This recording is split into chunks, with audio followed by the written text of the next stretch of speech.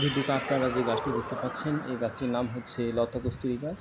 আমি এখন অবস্থান করছি গাজীপুরের ধলগড়ির একাংশে। এদিকে সাধারণত এই গাছটি বিরল। হঠাৎ করে এই রাস্তার ধারে এই গাছটা আমি পেয়ে গেলাম।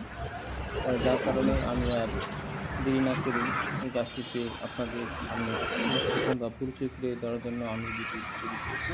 যেন আপনারা সহজে এই গাছটি চিনে এই গাছের ঔষধি গুণ আপনারা জেনে এর নির্দেশে ব্যবহার করতে পারেন। এই গাছটি মালবেসী গোত্রের একটি উদ্ভিদ। মালবেসী গোত্রের আরও উদ্ভিদ আছে, যেমন এখারুস, রজবা ফুল। এই গাছটি লতা কস্তুরী বললেও অনেকেই এটাকে বনরের ওষুধ বলে থাকেন। এই গাছটি অনেক ঔষধি গুণ সম্পন্ন। সাধারণত যাদের শরীর দুর্বলতার ক্ষেত্রে এই গাছের বীচি যথেষ্ট পরিমাণে ব্যবহার করা হয়।